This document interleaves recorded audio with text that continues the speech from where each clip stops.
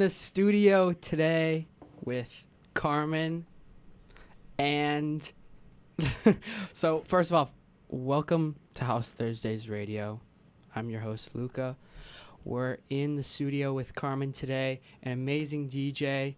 On the show, we like to let the DJs introduce themselves. You know, there might be stuff that I don't know, we might want to speak on. So give a little introduction about yourself. What is up, guys? I'm Karmen, as you know, and I'm currently a junior at UMass and recently got into the DJ scene around last November, so a couple months ago. And it's kind of just randomly taken off and met some cool people along the way. And yeah, I don't know exactly where it's going to go, but it's going as of now. Yeah. All right. Well, so if you were to speak a little bit on how you started house music, or how you didn't start house I music. wish I but started house music. We actually have the original creator of house music in the studio with us It's me, today. guys. It's been me the whole time. But usually when I hear people talking about how they got into house, it's always like something weird, or like not always something weird, but it's just not like Something a unusual. straightforward hobby. Yeah. Honestly, So, yeah, same. I feel like, well, music's always been really big. Just for me, like I listen to music all the time, and I feel like I started getting into house music when some of my friends at home started DJing, and I was just kind of like peeking over their shoulder, like, what are they doing? Yeah. And no, from there, I just started playing around with their boards and stuff. And then I just would not shut up to my friends at school about it. Like, I would literally talk about it every day. So they were like, all right, we've had enough. And so for my birthday, they all, like, worked together, and with my parents, too, and surprised me with the board. And I was like, yo. I was so That's an epic moment. excited. It was an epic moment. Top 5 feelings. Yeah, it was huge. That's, like, how the DJ stuff started. But I can't even, like, remember when I got into house. I feel like It was just always something. I've always liked it. I mean, Yeah. there was, like, I feel like a lot of people had this Skrillex, like, 7th, 8th grade moment, like, just listening to, like, hardcore stuff. Walking to school, like 7th grade, like ear bleeding volumes. Yeah, exactly. Waiting for the bus, just, like, such loud bass. Yeah, I mean, I guess you could say there. Yeah. But, no, I think also through going to, like, festivals and stuff, it really made me appreciate it. Like Coachella, Electric Zoo, lots of memories were made. So you've been to both of those? Yes. Wow, those are some pretty big names of festivals. Yes. How was that? Was that how long ago in relation was that to like the DJing and everything? Coachella was a while ago, like 2017. That's when I did not know how to attend music festivals. I would have done it a lot differently. My dad actually came as well. It was like That's really hype. funny. It Shout was out. hype. Shout out your dad. Shout out, Dad, if you're listening. But Electric Zoo was over the summer, and I went with 2 friends, and we just really soaked all the music up. Like, we were just really, really there for the music, not just, like, to be at a festival. And it was crazy. And I've seen a lot of artists over last year and this year, too. So that's definitely a big, like, inspiration. I just love the live stuff. Oh, yeah. It's funny that you talk about the Skrillex thing. It felt like everybody had that stage, and then now he's coming back. Yes. And it's like a really weird with thing. Fred. Yeah, with Fred. Oh, that's a crazy duo. Yeah. I got to see Fred again, actually, in Boston. Whoa. Yeah. It was awesome. Before the Skrillex. Yeah. Before he was duo. cool. Yeah, before they were announced. Whenever you liked Fred again, it was before that. Yeah. Yeah. I mean, I was just like liked him first, so. Yeah. So a little bit with who you're sort of involved with, other than the House Thursdays people, of course. Mm-hmm. But you're in, I think, somewhat of a new group, usually underground. Yes. I'd love to hear about that. Yeah, so it is pretty new. I feel like we kind of came together during and right after Blarney. which was obviously a huge success Yeah. for the house music community. Yeah, actually, I don't know if we've even talked about that yet, even though it was a good number of weeks before. Yeah, you got to give some background on that.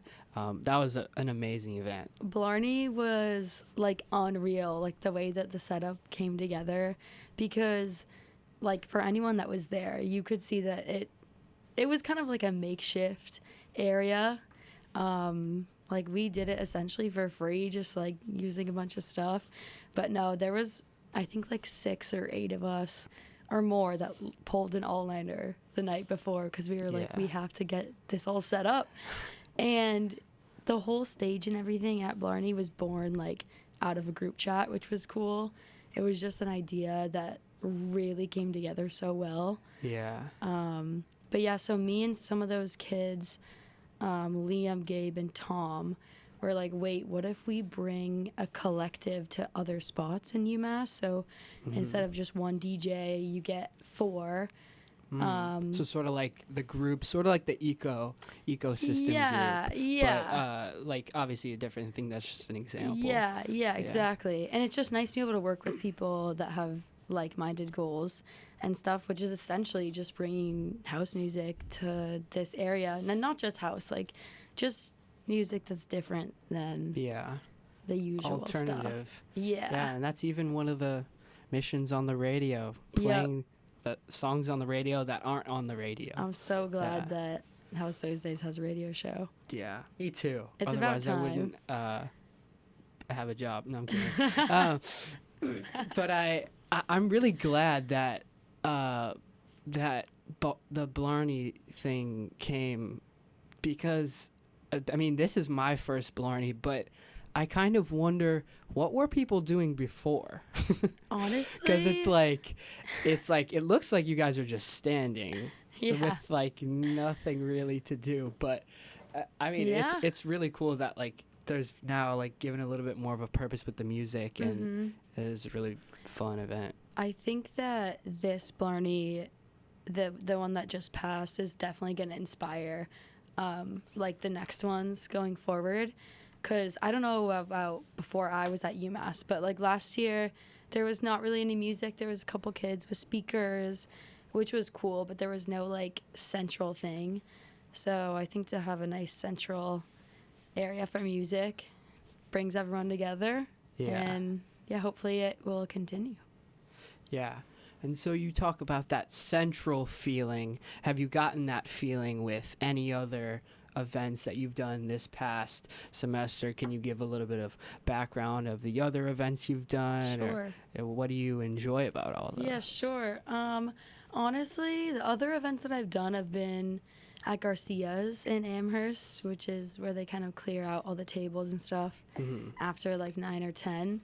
But no, honestly, with every set, I just get like a crazy feeling. Like I feel like I'm part of the crowd almost. So I'm playing stuff that like I personally want to be like vibing with. Yeah, I'm like, all right, like do I like if I was in the crowd, like would I be getting down to this? I'm like, yes. So then I'm like, all right, I'll play it. Yeah. So it's kind of like, I don't know, out of body a little bit. And it's just really nice to feel connection with the crowd and stuff and see how they react to different songs. Yeah, I think that's a really interesting point of view, because it sort of, you hear some artists that are like, I'm depressed that I'll never go to like my own concert. But when you have that attitude of sort of, what would I like to listen to, not just, you know, what do I think people would want to listen to? Exactly. Because it's more of like, it's what I want. If I am selling it enough, it's going to be what other people want. Exactly. I feel like it's a feeling of like creating, I don't know, it's kind of like creating art. Like you're sharing something instead of just playing what people want to hear. Like it should be a little bit unexpected. It should be like non-predictable. I think that's what makes us that special for sure. Yeah, and we talk a lot about that on the show of sort of how do you balance that, and do you have any particular like opinions of sort of balancing it? Do you feel like you've ever done sort of something that was out of your depth, or the Mm-hmm. people didn't really understand, I guess? That's a good question. I'm not really sure how I want to answer, Yeah. to be quite honest.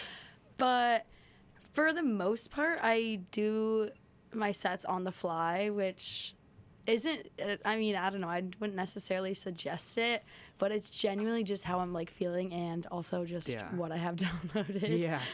That can be like where the best parts of like creativity, Yes. and really like it's the best feeling when you do something like that you weren't expecting and it just comes out and you're like, oh. Literally, totally. Like on Saturday, I just actually had to whip out my phone while I was doing it because I was like, this sounds so good with the crowd. Like, I would never expect it. I almost forgot what it sounded like, and I just hit play, and I was like, yo. That was awesome. But, no, one time I felt like out of bounds, I guess, was, you were there. You were at the Bundle Up. Yeah. Like, dirty thing where we all DJ'd and stuff. I was so scared that day to use the all-in-one board because I had never touched one like that. Yeah. So I was like, okay, this is either going to go really well or terribly. And it was fine. And everyone did great. I definitely wouldn't have expected that because you went back-to-back with Charlie. Chucky Blizz. Yeah, Chucky Blizz. The GOAT. We had him on the other week. That was great, but enough about him. Oh my God. We went on and on about him. I've learned a lot from him. Yeah, for no, sure. I was just about to say that, like, your pairing was super cool, and just like seeing I love like, just even the people that were organizing the event and done the pairings of the DJs. They like did such a good job because They it were was really, perfect. it was really like who we wanted to be with, or like just working the best. It worked with. out flawlessly. That was a really fun day. Yeah, I think that was a really nice event because it was kind of the kickoff to something bigger this semester. Absolutely. And how, like, just that whole push to get the Chris Lorenzo concert more popularity. We already talked about the sort of journey that you take on with the DJing, and especially with the events that have happened this past weekend. Do you have any particular goals this year, or just anything in general that you? I was actually thinking about that today. Like just in terms of like DJing and stuff, because I have a lot of things I want out of life and I want to do with life. But in terms of DJing, I'm not 100% sure yet. As of now, I've really just been going with the flow. Like I was just about to say, I was like probably going with the flow. Yeah, That's kind of what I've just kind of been riding the wave, and also being a girl like in this area, there's a lot of opportunity and stuff because obviously the girls are lacking with the DJing stuff. For real. And so it's been like not an advantage, I don't want to say, but it's definitely a nice addition to like the groups that are already here in terms of DJing and stuff. But I don't know, I might want to get into producing a little more down the line just to play around and see if I like it, if I would like actually want to learn that stuff. Yeah. I know you do. Yeah, I do. I can give myself the floor for that. Yeah. I mean, yeah. I really enjoy it and hate it like so much. Oh my God.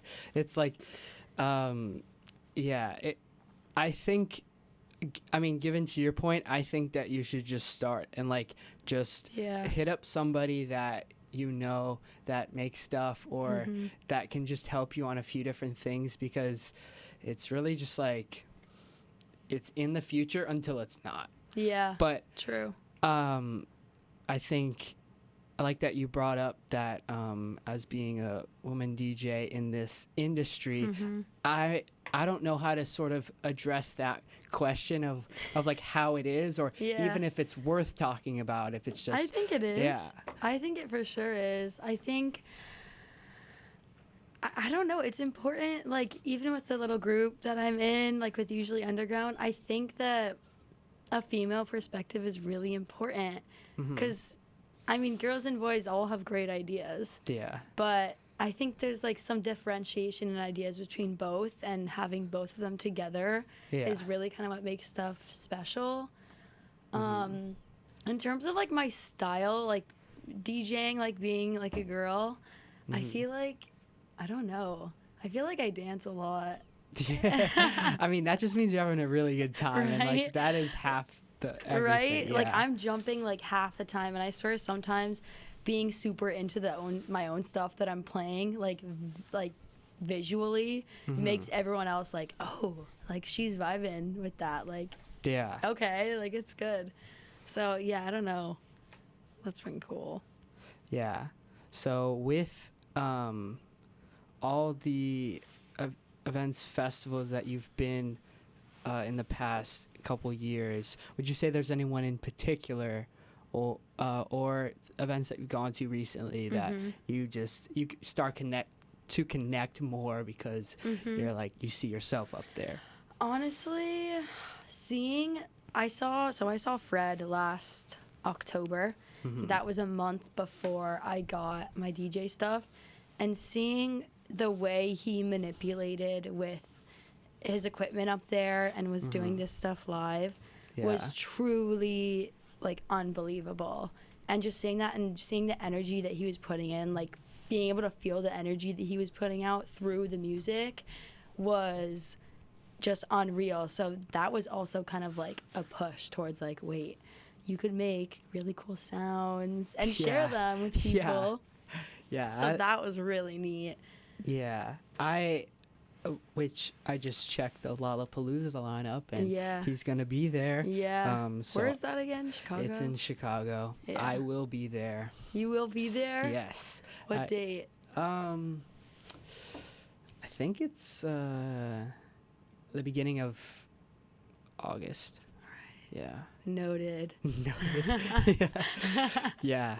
I had some previous familial engagement. I'm like, sorry, Fred's playing, not going to that. No, I'm kidding. Gotta go. But so a reoccurring question that we like to spark during our conversations here on the radio is, if you were to say anything to the UMass student body, what would it be? That is a great question. And I feel like what I would want to say, which is something people have probably heard before, it would be to not give up if you feel like you haven't found your people yet. Because there are so many people here, and I've met, like, I'm a junior now, and I've met so many people just this semester. Like, I've probably met more people this semester than in my entire first year.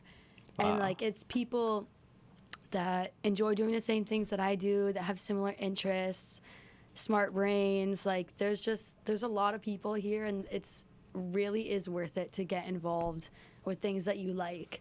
Like, whenever I'm doing music stuff, event production stuff, DJ stuff, I'm like so excited to go to meetings and like prep stuff. And I never thought that I would be like excited to go to a meeting or doing stuff. But then I'm like, all right, maybe that's a sign I'm on the right kind of track. Like, who knows what the future holds. But yeah, I definitely just say meet as many people as you can and just do what you want to do. Like, if you feel like you're confined in a group or something, like you're not. There's like 50,000 students. There's so many students. I think that is a big pro of like going to such a big school is like with some of these other schools, you can't create a community that doesn't exist.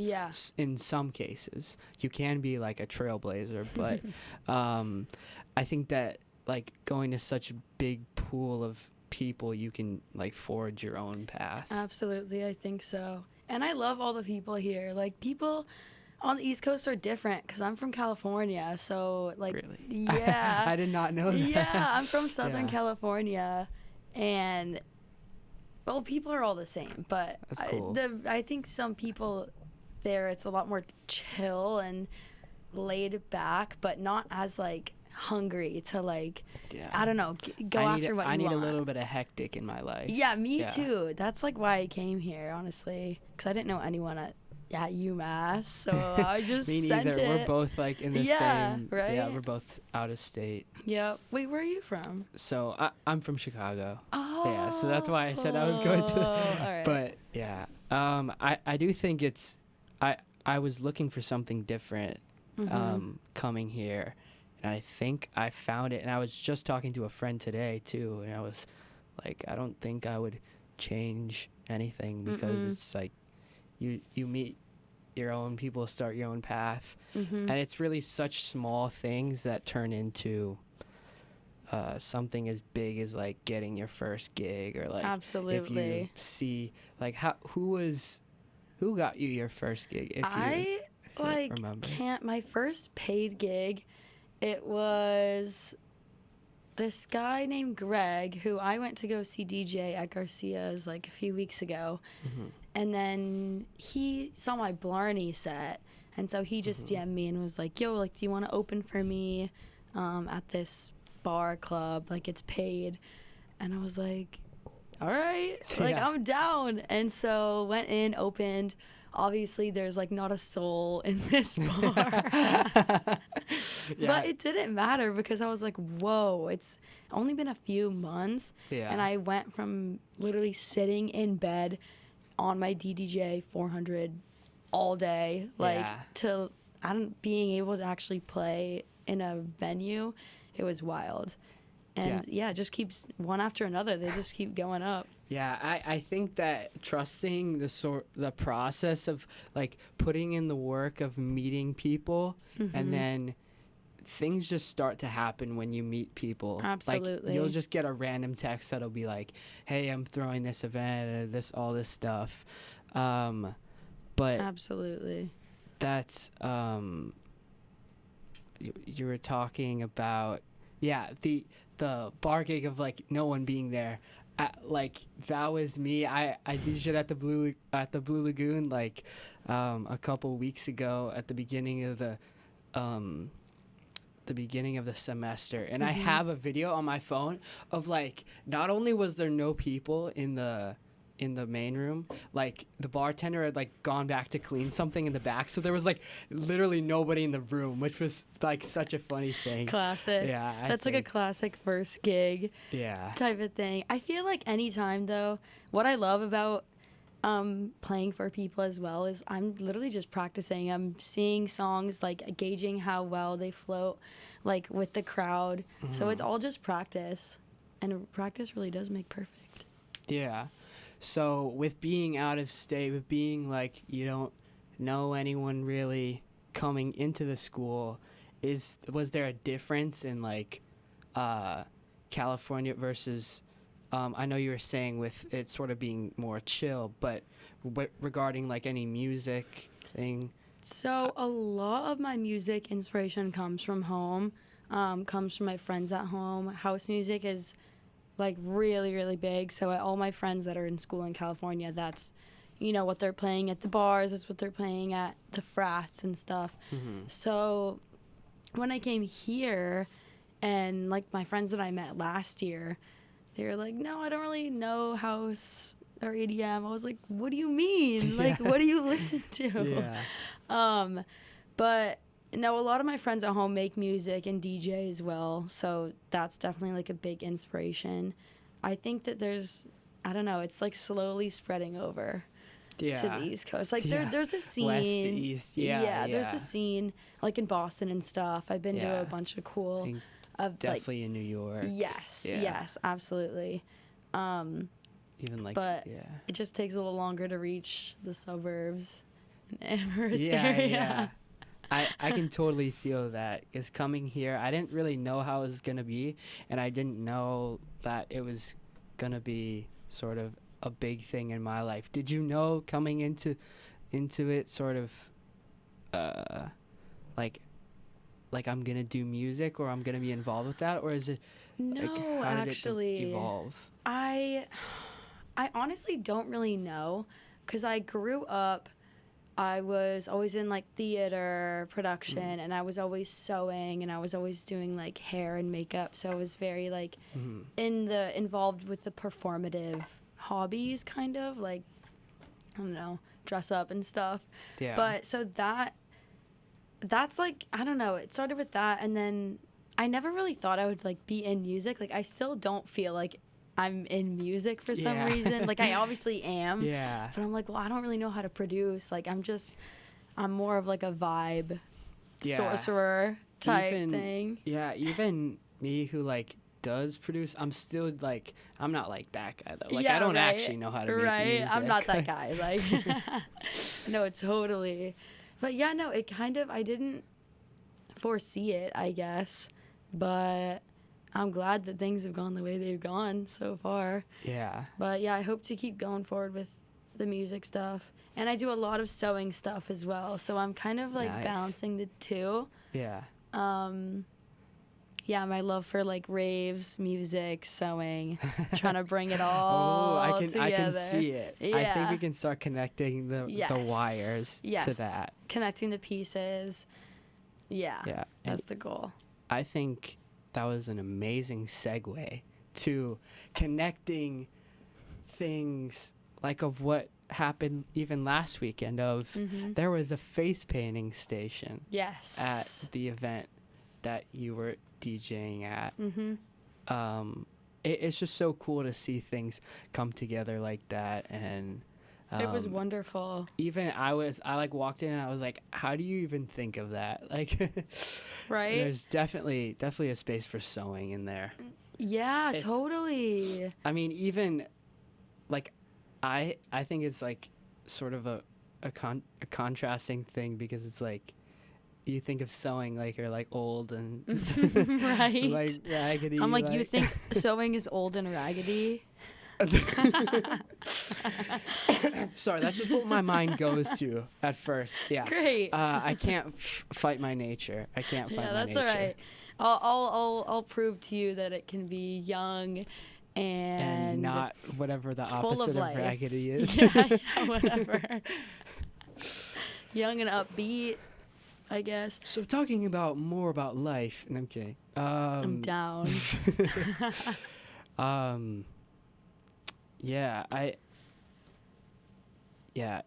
It's being in college and sort of you forget what the outside world is like, and I don't know really where I'm going with it, but it's just it's just like you walk outside.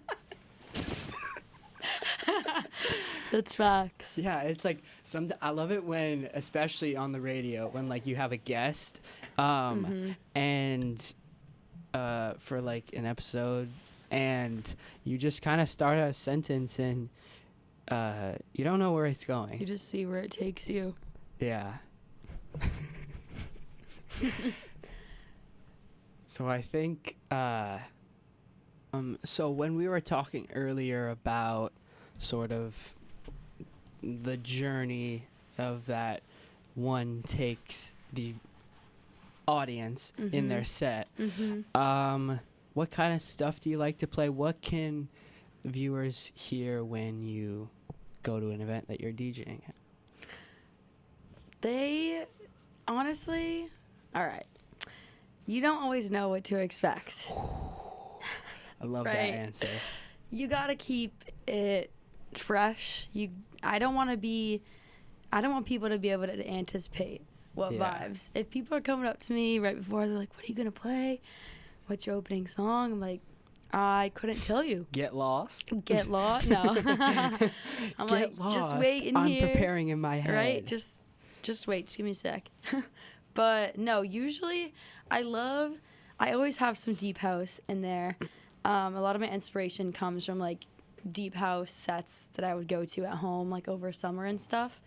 Ooh. There's this like German place in my hometown that converts into like a German nightclub after 10, and they just play the best like deep house, funky stuff. So I kind of like to do an ode to that. And then a couple of my friends at home who also DJ, they really put me on a disco house. Oh yeah. And so I always throw some disco house in there. I just feel like it's impossible to not vibe with.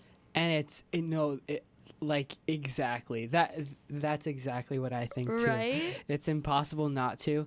And I think that like sort of the opening vibes, like the opening set vibes of like just getting things going and like warming people up. Yeah, warming people up. Like I love that. Me as well. And I always think like I would thrive in that situation yes, too. I think you would too.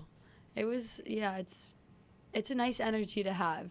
It's more like I play stuff that like you want to smile about, like you want to grab your friends and you want to like get a little goofy and silly. And I'm always so goofy and silly. Like when I'm playing music, I don't know what it is, but I get mad goofy. Mad goofy every time. I do. But yeah, so deep house, disco house. I really want to do soon enough. I'll do like a sunset house type. Because that's set. all that I'm envisioning when you say California, deep house. Yes. Like, I like anything on the beach. Like, there's so many environments that house would like directly fit into. Yes. Is there, like, do you have any goals for like a type of place that you'd like to DJ at, or an environment? Like, what's your, I'll let that question go That's first. That's a good question. I do love outdoor stuff. I always have. At home, me and my friend Parker, over summer, we would do like a 12-minute, I think it was exactly 12-minute hike up to the top of this hill in my hometown in Laguna Beach. And it's just this crazy lookout, like, over the ocean. And we'd haul all the speakers, the board, everything. And we would just play, like, for a couple hours during sunset. And that was my favorite. Like, obviously, there's no crowd for that. And we didn't even film Did you it. document any of it? I got some short videos. But I would love awesome. to do another thing like that where it's just out in the open. But in contrast to that, I also would love to do a place similar to the German place in my hometown. It's small, it's dark, but everyone's dancing. Like, everyone's just in it. And I love when crowds get like that, when they just surrender to the music. That's one of the best feelings ever. And it's not something that you always get here. So I even test that. I went to Germany over spring break. I went to Berlin. Oh, wow. And when I went to this club there with some of my friends, well, first of all, we got there at 1 a.m. and they were like, wow, I've never been here like so early. I was like, what are you talking about? I would be in bed. Life. I would be in bed if we were in Amherst right now. But it's like totally like a lifestyle there, and they tell me that everyone just faced the DJ. Yes. Like, that's just the thing. Yes, 100%. I think I'm excited. I'll be in Europe like next fall. I'll be studying there. Ooh, where are you studying? I'm studying in Barcelona. Yeah, so it should be fun. But I'm excited to see how the culture differs music-wise. Because I know it definitely, in Amherst, which is like a college town, it makes sense that people are at social events and stuff to socialize. Yeah. Whereas there's, I'd say, a smaller crowd of people that go to events for the music. Yeah, and to dance. But yes, and to dance. But I think it is growing, and I think with everything that like we're all doing, it is like really getting a chance to flourish. So I can't wait to see how it continues out. It's more of like, if you want to talk to your friend, go get some lunch or something. Right. Like, talking with your friend at like a crowded nightclub is like not the vibe. So just like give yourself to the music. Exactly. Like, just surrender. Yeah. And not because it's not only because we're the people up there. Like, give all your attention to me. Right. It makes it crazy vibe for everyone else. Yeah. I do love it when that happens though. Yeah. That is, I think some places, I've had some ideas for places that I think would just be like immaculate vibes. Like, like behind a fish tank at like an aquarium. Whoa. Like there's just stuff that you kind of think Yes. like, whoa, there's something here. Like the unconventional, but like really unique. That would be crazy. Yeah. I think there's something about like the moving sort of life behind you. Yes. And you're just kind of like vibing. Yeah. Damn, that'd be crazy. That'd be crazy. That'd be wild. Yeah. I know, I wish we could get more. We should like enlist more artists for Into the military? No. Oh, okay. No.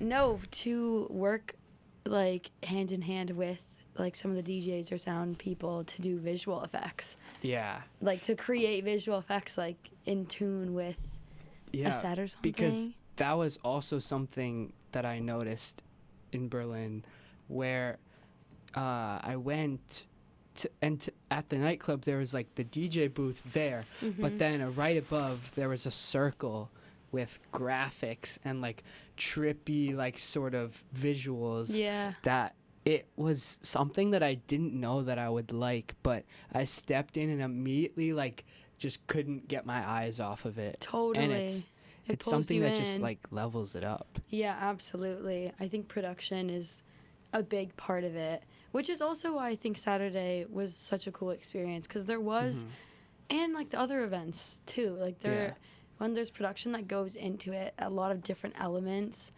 makes it really entertaining. Yeah, and there's something for everyone in that you can go downstairs, you can come back up, you can talk with your friends, you can dance, you can watch La La Land. Yes, right? Paradise. Which to give some background, there was the movie La La Land playing on the screen that was in the little lounge area, which was such like an amazing, like that would be something that an actual club has. Yes, like a little lounge area, somewhere to go chill. Yeah, just rest. No, totally. I think it was really cool on Saturday. I just feel like the transition when people are there for the music and for an experience and to be together, it kind of shifts everyone's attitudes away from like, oh, I'm going to this party by myself. It's more like I'm part of this group and we're all like, gonna get to know each other, experience things with each other, like do fun things together. I think it was a really inclusive, like wholesome vibe. Yeah. Very plur. Yeah, definitely. And there's a whole, I see a lot of videos now or just like sort of posts about going to these like events, like not like the ones that we're throwing, but certain events for like house music and all this, like alone, and it's not a deterrence as much a deterrent as much as people would think, because it's not really like, you're having dinner with your friends and you talk. It's like a different thing. It's a different connection. Totally. I'm all for going to events alone. Yeah. I'm trying to think if I've done that. I've definitely gone to events with people and ended up alone for the entire time. But like actually going alone, I feel like you can completely do that, especially with like the house music community. Yeah. I don't know. It's something really special about it, for sure. Yeah. Yeah, as long as people are safe too. Yes. Going alone to places. Yes. But and even something with the radio station that I was trying to help promote, which is there is a place for house. As much as we were talking about the like different areas for the sets and everything, there's a place for house like everywhere. Absolutely. And not just in the dark places, and there's places not just in the basements. Dark basements. There's like outdoors. There's in your Bring headphones. It outside. In your headphones walking to class. That's an elite feeling. Yes. Yeah. Agree. You would agree. Oh, I would so agree. Oh, whenever every Monday, one of my favorite things to look forward to is my Discover Weekly on Spotify, because every Monday they update it with like Yeah. a bunch of new songs. So that's always my best day, when I can just walk around campus listening to new stuff. Yeah, and so is that sort of a part of your process of getting new music, or how would you get new music? 100%. Just my Discover Weekly, I listen to a lot of music, not just house. Mm-hmm. Yeah, I like a lot of different genres and Yeah. dates of music and stuff. I wish I was more like you with the like diversifying what I'm listening Yeah. to, because I honestly don't like as much as I'd want to. Yeah, I think it's I don't know, I think it's important. Like I love house, but I have to get my inspirations from other places too sometimes. Yeah. To kind of keep That's it very like fluid, healthy. keep it moving, you Yeah. know. But yeah, no, a lot of music from Spotify, SoundCloud. I usually just, when I find a song I really like, I'll start a radio based on that song, and then I'll start a radio based on songs in that radio. Oh, yeah. Like it's a It's whole like an loop. infinite. Yeah. Yeah, once I start, I literally will be on SoundCloud for like 3 hours, Yeah. just going through like, oh, banger, nope, banger. I was like, just about to say, like, I do that on SoundCloud. Like, yeah, like, oh wow, they can really just generate like playlists, because there's infinite music. I think there's something like, I don't want to say the number because I don't want to be wrong, but like Yeah. there's so much music being uploaded every day. Oh, yeah. Like, it's insane. It's crazy. It's upsetting that we're never gonna be able to listen to every song. Yeah. I'm personally okay with that, but You don't listen to every song ever. yeah, there's got to be some, like, if you were to listen to like every song ever, you would probably be You would ascend. you would would ascend upwards and reach Exactly. Nirvana. That's exactly what I was gonna say. But again, with reaching Nirvana, have you ever done that? I'm kidding. That'll be next time. Yeah, We'll talk about that next time. So, anyways, if you have anything to plug, look in which camera? Wait, what do you mean? Look in What this do you camera. mean? Like anything to promote, anything to. Well, actually, I always forget it. Like, you can't directly promote, but you can basically say, if you'd like to hear more information on anything, Karmen, you're able to check out their okay. Instagram. Okay. If you would like to hear anything more Karmen related, you can check out my Instagram. Yes. Yes.